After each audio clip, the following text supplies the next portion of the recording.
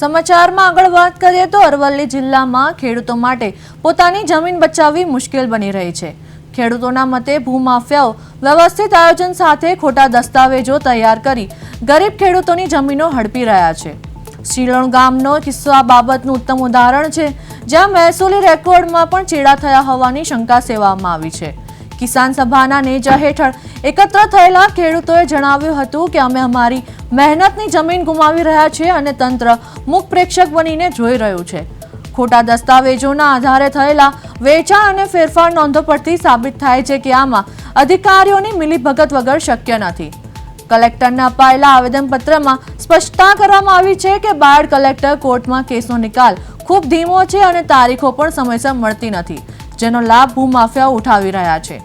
હવે જોવું રહ્યું કે જિલ્લા વહીવટીતંત્ર આ આંદોલનની ચેતવણી બાદ કેટલી ગંભીરતાથી તપાસ હાથ ધરે છે અને ખેડૂતોને ક્યારે ન્યાય મળે છે।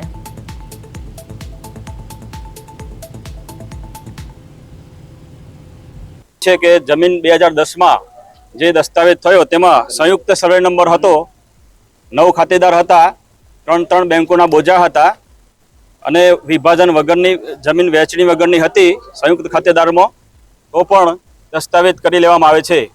ખોટા દસ્તાવેજો થઈ ગયા છે, જે આજે કલેક્ટર સાહેબની કચેરીએ આવેદનપત્રમાં આપવામાં આવે છે। આપણી માંગ એ છે સાહેબ કે જે ખોટા દસ્તાવેજો થયેલા છે અને એની તપાસ થયો હતો।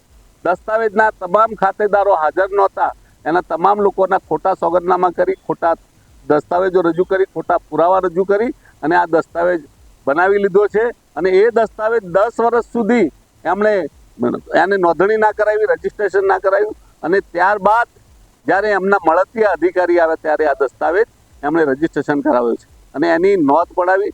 સર્કલ ઓફિસરને એની શંકા ગઈ તો એમાં સર્કલ ઓફિસરે એ નોંધ નામંજૂર કરી અને 3 દિવસ બાદ કયા સંજોગો બન્યા, કેવા પ્રકારની લીતીદીતી થઈ કે 3 દિવસ બાદ એ જ સર્કલ ઓફિસર એ જ નોંધને મંજૂર કરે છે। આવા કેટલાય બનાવો અરવલ્લી જિલ્લામાં બની રહ્યા છે। નાના ખેડૂતો લૂંટાઈ રહ્યા છે, નાના ખેડૂતોની જમીન જાય છે। અમારી માંગ એ છે કે જે જિલ્લાની અંદર રજિસ્ટ્રાર કચેરી હોય, કલેક્ટર કચેરી હોય, મામલતદાર હોય, પણ આવા ભ્રષ્ટ અધિકારીઓની તપાસ નિમવામાં આવે। એમાં જે લોકો સંડોવાયા હોય એ તમામની તપાસ થાય અને તેમને સસ્પેન્ડ કરવામાં આવે, ઘેર મોકલવામાં આવે અને આ પ્રકારની ગરીબોની જમીન પડાવી લેવામાં આવે। એના માટે સરકાર જાગૃત બને। કલેક્ટર સાહેબને પણ વિનંતી કરીએ છીએ કે આની તપાસ